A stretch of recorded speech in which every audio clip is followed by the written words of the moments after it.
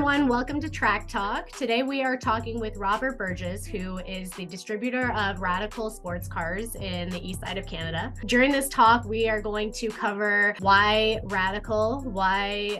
choose a Radical over other style of sports car driving. Robert does a really great job of explaining the thrill that Radicals offer. We talk about the logistics of getting into a Radical and being able to race in the Radical Cup Canada. And, we also talk about a lot of other things from the Radical Championships all over the world to what Radical Motorsports embodies. So enjoy this episode and leave a comment if you have any questions about how to get into a Radical in 2023 or beyond.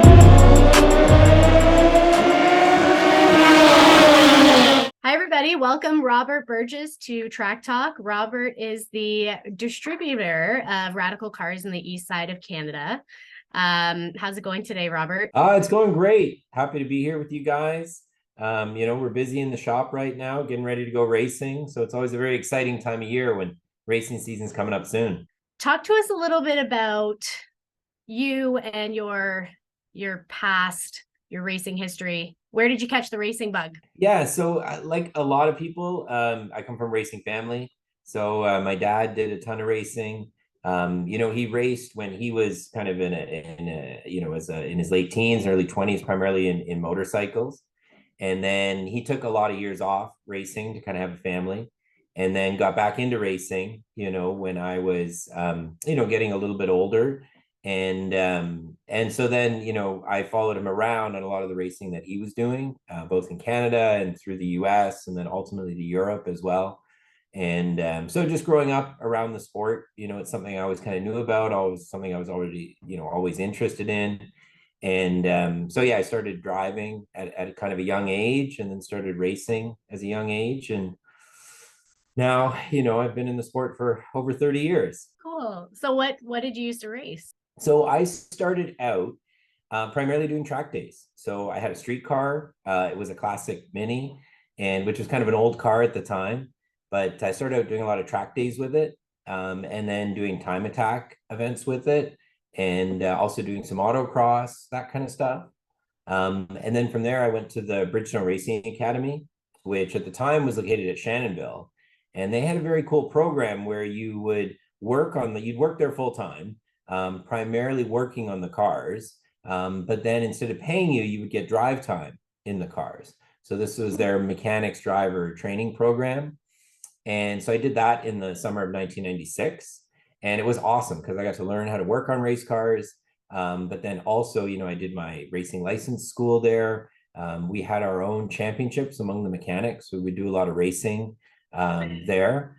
And then I continued to race at that school for the next few years afterwards, in their, Formula 2000 racing series. And then from there, I raced in Formula 1600. So I ran in the 1600 championship in the year 2000. And then, from there, that's kind of while I was in university. And then once I graduated university, my parents weren't as interested in supporting my racing habit as much. So I ended up taking a few years off racing, had to go out, kind of get a real job, and start making some money. And so then I worked my way back into racing. Were you quite competitive back in the Formula 1600? I was, yeah. I mean, reasonably competitive. I've always, kind of been sort of on the pace and sort of there or thereabouts. One of the challenges I've had in my racing career, like many people, is I just never had the budget to really do it properly or do it the way I would want to do it. In Formula 1600, I used to buy used tires from the other racing teams to kind of have enough, money to kind of get through the weekends. And, I rented a car from a buddy of mine, and, we had an open trailer that we pulled behind his dad's Ford Bronco. And then, we would camp in the paddock. And so that was kind of my experience of, going racing when I was young. Now at the time, this is going back to the late 90s, that wasn't that uncommon. There was definitely more open trailers in the paddock and more people kind of doing it on a budget. The racing has changed a lot in the last couple of decades, and certainly it's gotten a lot more professional and also gotten a lot more expensive. So, like a lot of drivers, I think I did well for kind of what I had to work with. But, ultimately never really had the budget to consider becoming a professional driver or anything like that. That's interesting. I feel like I've had conversations with some other drivers that were, around in the 90s, and they tell me some very similar stories about some of the cuts that they had to make to be able to afford to race, and I don't think I've heard yet about the using used tires, but I'm sure that was something that everybody did. Well, no, that No? was something. No, that was a creative way to try to save money. Yeah. And I don't recommend it. No. New tires are a better way to go for Yeah. sure. But you were still competitive. I mean, I know that every time that you've raced in the M Zone Radical Cup Canada, you've done well. So I knew that. Yeah, I knew you had a knack. Yeah, I've always been, I think you gravitate towards things you're good at, and there's not many things I'm really good at, but driving a race car is one of them. So that's why, I have such a huge passion for the sport, and I've worked in the sport for a long time and kind of built my whole life around the sport. I love it. I love the driving element of it, but I also like helping other drivers go racing as well. And yeah, so it's just, it's something that I've kind of always done. Well, it's just natural that you would end up doing what you're doing then. Yeah, exactly. Tell us a little bit about how that started 10 years ago now. So it was when I got my job at Porsche in 2004, where I kind of had enough income to start going racing again. And obviously, Porsche has a tremendously proud heritage in motorsport. And so, even at the dealership level, everyone was interested in going racing and doing motorsport. And so that's kind of when I started to get into racing Porsches. And so I started kind of doing that, just club racing here in Ontario, and did a lot of Porsche club racing as well. And then while I was racing Porsches, I started my own kind of little racing business. So I'm just doing this as a hobby. This is like a side hustle for me. And so I knew a guy who had a Porsche. He needed some help running it, so I started to help him run it. I was also doing driver coaching at the time as well. And then I started renting out seats in my Porsche race car. And so I was renting out rides for endurance races, also for sprint races. And so that business was called Robert Burgess Racing. And that was kind of my first sort of racing business. And like I say, I just sort of did it as a side hustle. And I basically used the money I made in racing from either coaching or renting out the car just to continue to feed my own racing. And so, yeah, I had, a lot of great experiences doing that. Actually got to race at the Toronto Indy in 2010 in a Porsche, which was awesome. Yeah. So I'm looking forward to going back this year, but that was a real highlight of that. And then I won the CAC GT Sprints Championship in 2012, driving a Porsche as well. And so I really enjoyed that. I got to race a 944 Turbo. I raced a 944 S2, 911 Carrera, a GT3. So I got to race a lot of cool cars. And yeah, had a ton of fun. But, in 2012, Porsche Canada, along with IMSA, was developing the Porsche GT3 Cup Challenge Series. And so I really wanted to race in that championship. And so started kind of putting together a budget, trying to see if I could afford to run in that championship. But it was crazy expensive. Like the Porsche GT3 Cup cars were super expensive to buy. The running costs were very expensive, fuel, tires, everything. So I couldn't really afford to race in GT3 Cup, but I was interested in racing something a lot faster, at that time. And then also kind of developing my racing business a little bit more as well. So from a driving perspective, I'd always loved the Formula cars. So the Formula 2000 cars, the Formula 1600s, I much preferred driving those over a GT car. And so I wanted to get back to kind of a purpose-built racing car. And so I had heard about Radical, I knew kind of who they were and the cars they were offering, and had heard good things about them. So I, kind of reached out to Radical to inquire about getting one for myself, just for me to race. And, after chatting with them, they kind of talked about how they don't have a distributor in Canada, but it was actually the number one export market that they were looking to break into. And then, I kind of told them a bit about my history, both in racing and in car sales. And they were like, mate, you're the guy to make to do this for us. And so it all came together pretty quickly. You know, they kind of I had to buy my first car, and then they gave me another car. And that was in basically January 2013. And so I still had my job at Porsche. I was still doing this as an aside. But then, you know, things started to take off fairly quickly that summer, you know, racing the Radicals. Doug Ellingham bought one, and we were racing with Matt Graham, and Alan Shaw had a Radical at that time, and Bruce Gregory and Bruce McIntyre. And so I started putting all these guys together, and we were going racing. And then, yeah, like 6 months after I hooked up with Radical, I quit my job at Porsche, and the rest is history. That is awesome. So how long was Radical around before you came and got in touch with them? So Radical, last year, they celebrated their 25th anniversary.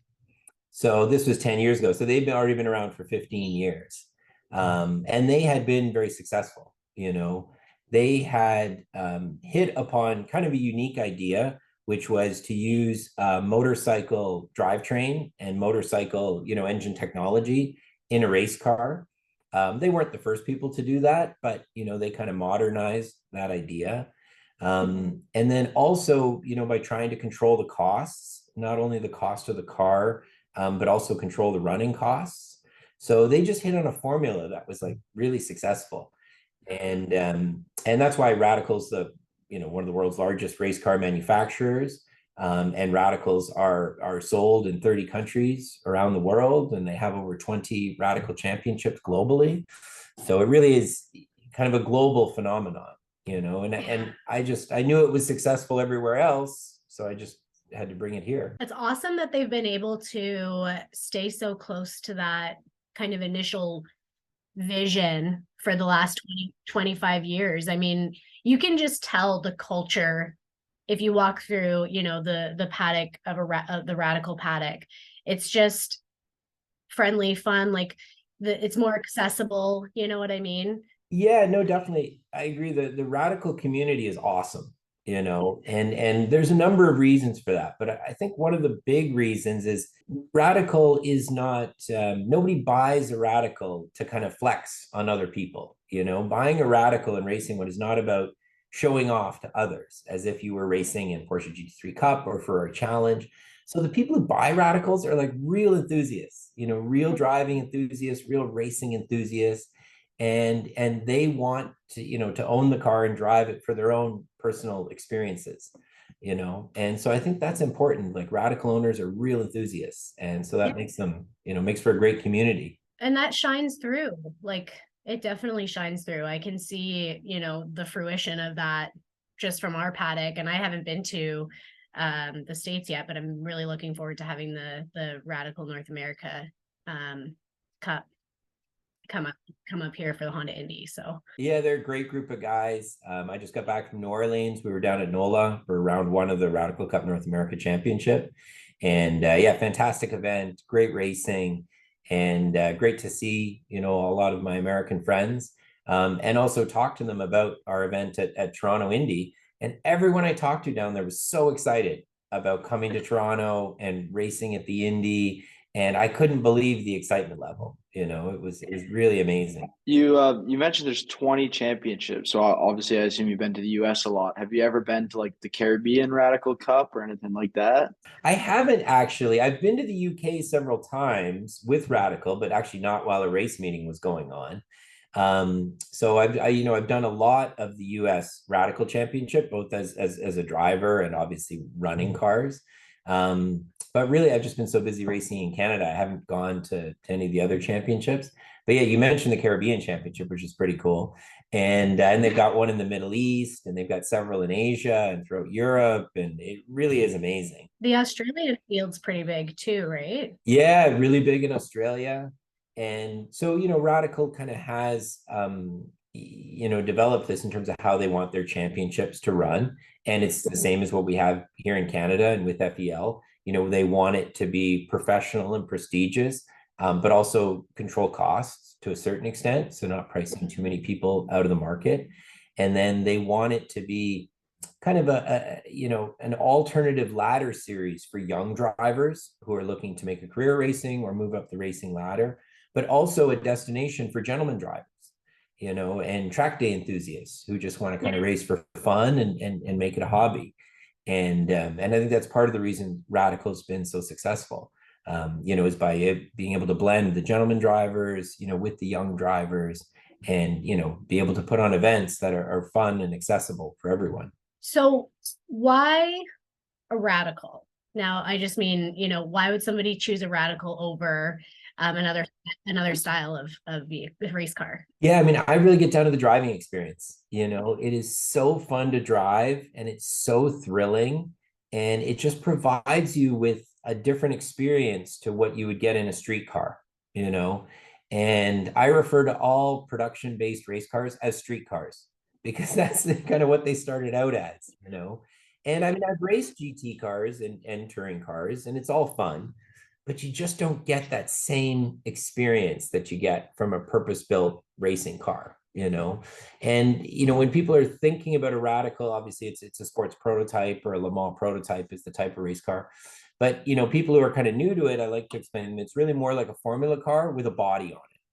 So imagine yourself as a Formula One driver or an IndyCar driver. It's that kind of driving experience, but obviously the Radical, the interior is a lot more spacious, so it's a lot more comfortable to drive in. And then having all the bodywork covering the wheels and everything makes it a lot safer, and also helps the aerodynamics of the car. So it's the driving experience, and once people drive a Radical, or I mean, really any, proper LMP style race car, very hard to go back to a street car after that. It's just a lot faster and a lot more fun to drive. What would you say are some of like the biggest differences in like feeling between a street car? So firstly, it's the feedback. You get so much feedback through the chassis, because the whole platform is so stiff. When you're going around a corner, you know exactly where the limit is. So you can start to feel if it's understeering a little bit or oversteering. There's so much feedback coming through the chassis. You know exactly what the car is doing. So you're never surprised about what the car is going to do. And then also it's a lot more visceral experience. So it actually feels a lot faster than it is. And certainly the open top is a part of that as well. You've got that wind in your hair kind of feeling. And so it feels much faster than it actually is. So it just makes it a lot more thrilling and a lot more exciting when you're actually driving it. Plus, the handling and the downforce, which help, the car corner so quickly. That's really what road racing is about, going around corners quickly. And that's what the Radical does, so tremendous G-forces. And, when you get out on a big track like CTMP, I mean, it's unbelievable. It's like most of the corners are fifth or sixth gear. Like it's just an incredible feeling. From like a teaching perspective or a learning perspective, for younger drivers that want to use it as sort of a platform to grow on to the next step, why is it so valuable for that? So the great thing about a Radical SR3, so in the FAL Championship, we run SR3s with 1340cc engines. Radical has a couple of different chassis, a couple of different engines, but that's the one we use primarily. It's a car where someone with a little bit of experience can get in the car and learn, so the car is accessible. I don't want to say to rank beginners. You can't just go from nothing to a Radical. But if someone's done some go-karting, or they've done some track days, or maybe they've done some trump car or lucky dog, as long as you've done a little bit of something, you're in a position that you can get in the Radical and start driving right away. So when a new driver gets in the car, everything makes sense. The brakes work great, the steering works great, all the ergonomics are really good. They're immediately comfortable in the car. So, we could put anyone in the car and they could go out and just start driving right away. And then the car itself is very forgiving. So it doesn't have any bad habits. So you can start, to practice going faster and faster, without worry of suddenly losing control or going off or something happening. So the car is very confidence inspiring, when you drive it. So that's what makes the car so good. But I think also the important thing is our emphasis on coaching. So we do a lot of driver instruction, a lot of coaching with people, if we're out at test days or track days. the car has a full data system and video system in the car. So at the end of each session, you can, take the SD card out of the car, put it on your laptop, and review everything that happened over the course of the session. So that's a great teaching aid, and that comes in every Radical. Do you guys use any sim racing for that too? Because I know Radical's heavily involved in that space. It's true. Yeah, Radical is certainly getting really big in esports and sim racing. So we just recently got our new SR10 model on iRacing. And then we have our new SR3 XXR model in Assetto Corsa. And Sam, as you mentioned, there's all kinds of online Radical racing championships, including one that I sponsor myself, the Radical Canada Cup Winter Series. And we've got a few real life Radical racers like Mark Boyd competing in that championship. And yeah, certainly the sim, is a good way to practice and get a little bit of seat time. It's no replacement for the real thing, but it definitely doesn't hurt. And, obviously it's time consuming and expensive to bring your real race car out to the track.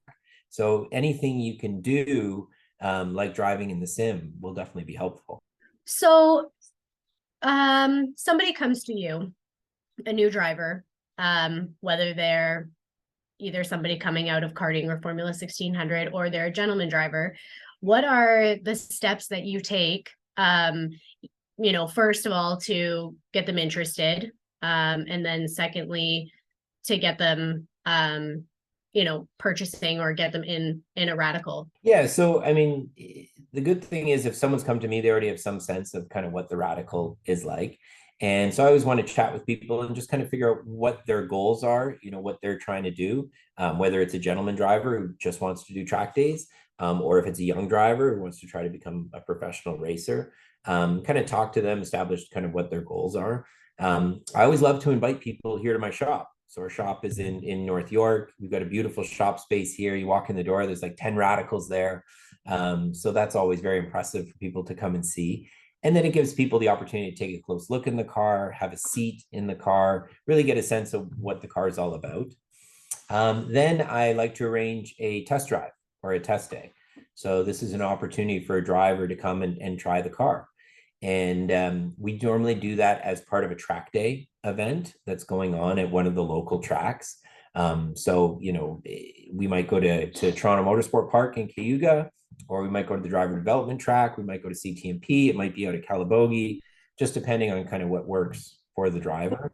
And so, the goal of that first test day or track day is really just to get a sense of what the car's like, and kind of get a feel for the car. We're not focusing on lap time or anything like that.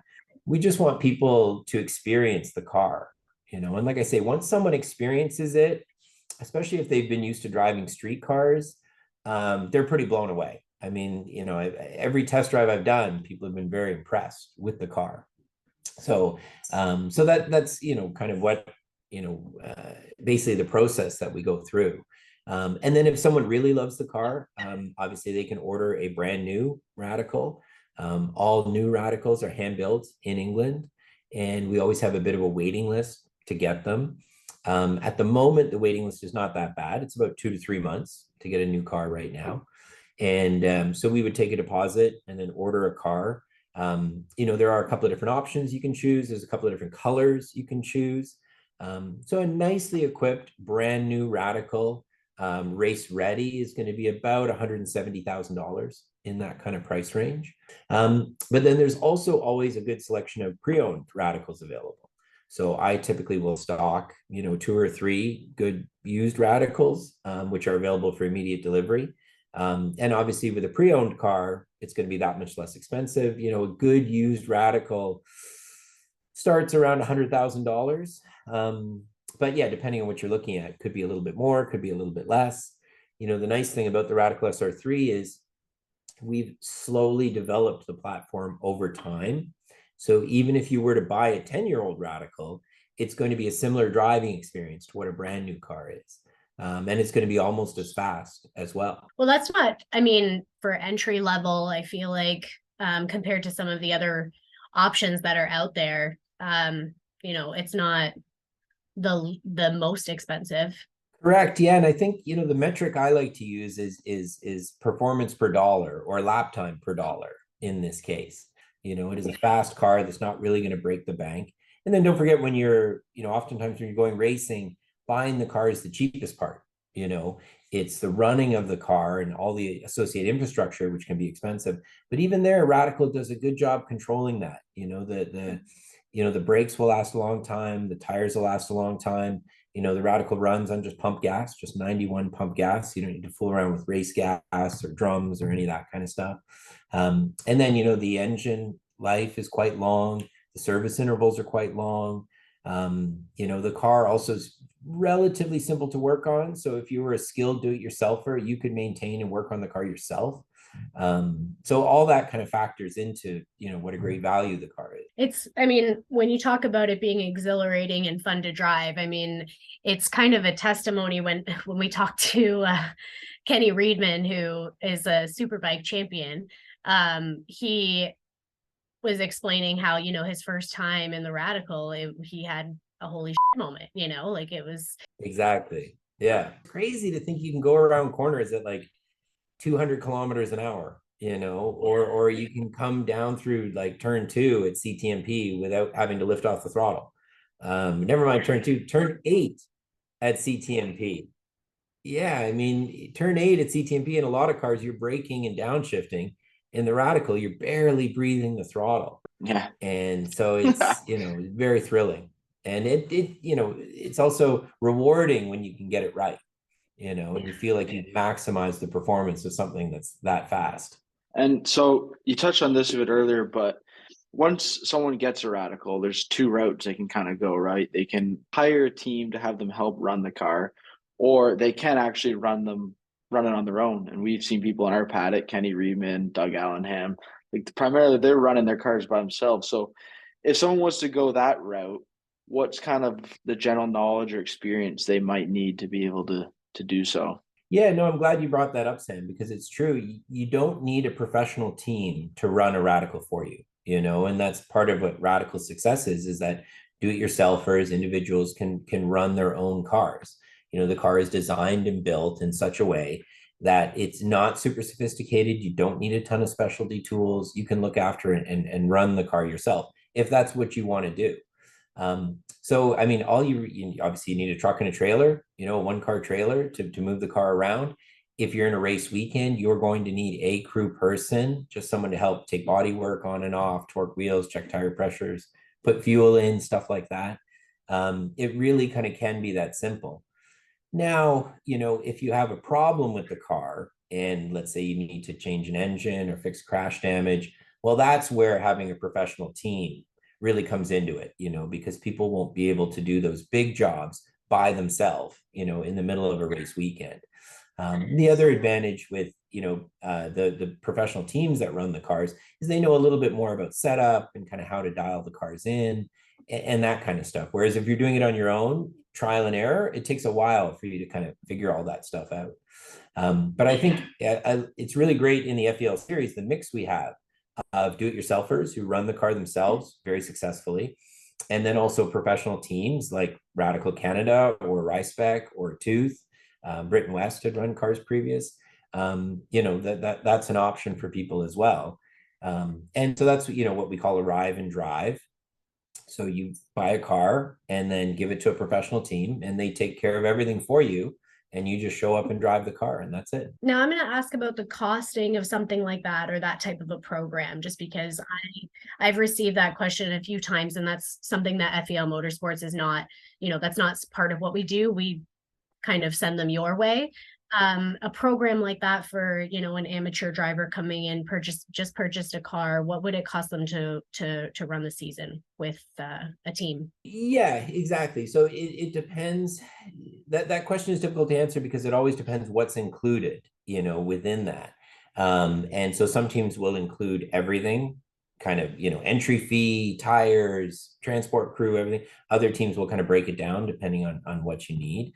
So it's a difficult question to answer. There are certain costs to going racing, like fuel and tires and entry fee, and all that stuff needs to be accounted for. But then with a team, you're paying them to probably store the car for you in their shop and then transport it to the race. and then provide all of the crew to run the car. So something like transportation costs can be variable depending on how far you're going. It could be, several $100s if you're going to a local track, or several $1,000s if you're going, a lot further afield. And then also it depends on the amount of crew you have, whether you have your own dedicated driver coach and then your own dedicated mechanics, or you're sharing those costs with other drivers under the same tent. So it's a difficult question to kind of give one answer to. It really depends on how that team is kind of setting it all up, and also which event you're going to. It obviously it's cheaper if you do it yourself, but then it's a lot more work as well. Yeah, I get asked that question quite frequently, and my initial response is, you have to reach out to the teams, because exactly that, basically that answer is what I anticipated. It's variable depending on which team you decide, where you're going, if you're planning to race in the States or stay within Canada. Well, also, are you doing a full season deal, or are you doing a one-off race? That can make a big difference in as well. How often are you planning on crashing? Can have a big difference on your budget as well. If you're going to crash a lot, it's going to be a lot more expensive. If you never crash, it's obviously going to be a lot cheaper. So, all this kind of stuff needs to be accounted for, I find for my clients who do arrive and drive, oftentimes they're very busy in their own work life, and they own their own, business, or they've got, a very important job. So they don't have the time to do all this themselves. So it's much easier for them to let, a professional team look after everything for them. And it's probably financially more beneficial for them to spend their time working in their own business and their own job, making tons of money, and then letting us take care of everything else. That's usually a better bet for them. Whereas if you've got a lot of extra time on your hands, by all means, transport your car around, work on it yourself. Again, everyone's going to be a little different in terms of their situation. I think one thing that's nice about the FEL paddock too is, like, even if you are doing it by yourself and you're not with a team, you can usually lean on someone like that or network for support at the track. Like, you need a spare part, something like that. You're exactly right. The teams will carry a lot of spares. I carry tons of spares, but they're for sale, and everyone's welcome to use them. Same thing with setup knowledge. If somebody has a question about setup, I'm happy to chat with them a little bit. I'm always happy to look at someone's videos or show someone our videos. We do kind of all work together. So yeah, we're, collectively, we kind of help each other. And you'll see that, especially in the US series, where there are a number of pro teams. There's a huge volume of spares and knowledge throughout the paddock, and everyone kind of works together and helps each other.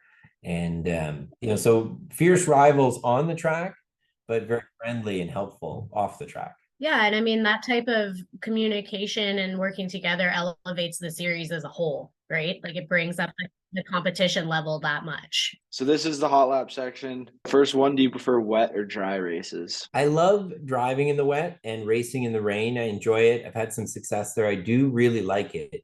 But I find the problem is, in a wet race, the chance of crashing goes up a lot. And I can't afford to crash too much. So for that reason, I prefer dry. What's most important to you, entry, apex, or exit? Oh, definitely exit, especially in a Radical and in a spec series. The race is really about who can get on the throttle the quickest at corner exit. And so ideally you want to turn in and then immediately go flat again. So yeah, it's all about the exits for sure. Slow in, fast out. So the next question here is bucket list track to drive. So I'll get you to answer that. But as a part B to that question, what would be a bucket list Radical championship in the world that you want to do maybe one race in? Well, my bucket list track would definitely be Le Mans. So I would love to race at Le Mans. I've been there as a spectator. It's incredible. My dad raced there, so Le Mans is certainly the track I would like to drive most on. In terms of a Radical race, I want to do the Radical race at Spa. So they do a big Radical race at Spa every year. And, Eau Rouge is almost flat, not quite flat if, all the stars align.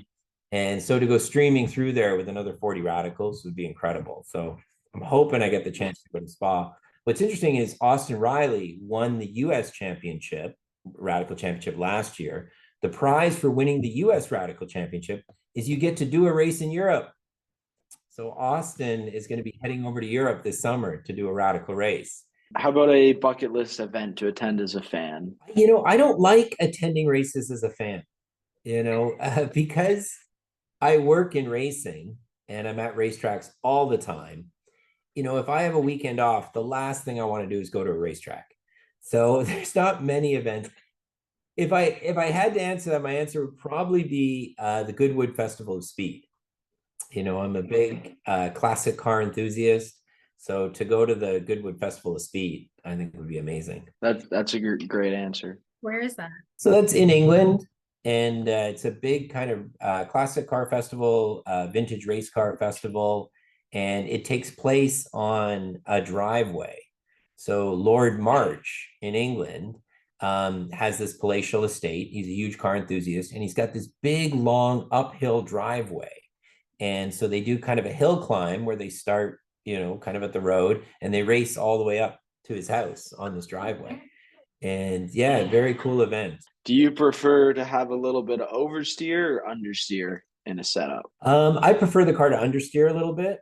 We're talking to small degrees here, thankfully radicals tend to be fairly neutral in terms of how they drive. Certainly the radical factory setup, it will give you a little bit of understeer.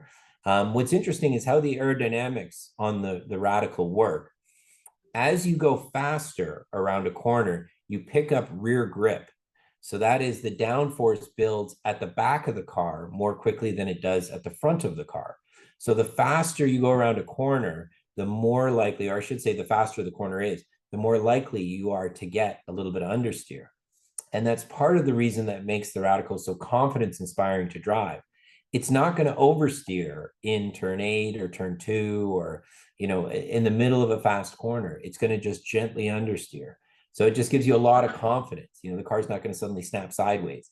So that's why people can work their way up to speed and get very quick in the car, is because it just tends to gently understeer instead of oversteering on you. So Robert, do you have anything else that you want to mention, or anybody that you want to shout out or anything like that? I want to shout out FEL Motorsports for doing such a fantastic job with this Radical Championship. I was just when I was down in NOLA for the first round of the US Championship, I was speaking with some of the executives over in England, and they were commenting on what a great job FEL has done growing radical racing in Canada over the last few years. And I think this year with us going to the Toronto Indy is going to be a real game changer for this series. I think it's gonna generate a lot of attention, a lot of buzz, and a lot of people. I think more people will even want to come race with us. So yeah, I can't thank FEL Motorsports enough for all you guys have done. It's been fantastic. Thanks, Robert. That's awesome. All right, well, if anybody wants some more information about getting into a radical, reach out to me and I'll connect you with Robert. My email address is jb@feldrives.com. We'll link that in the show notes at the bottom of the video there.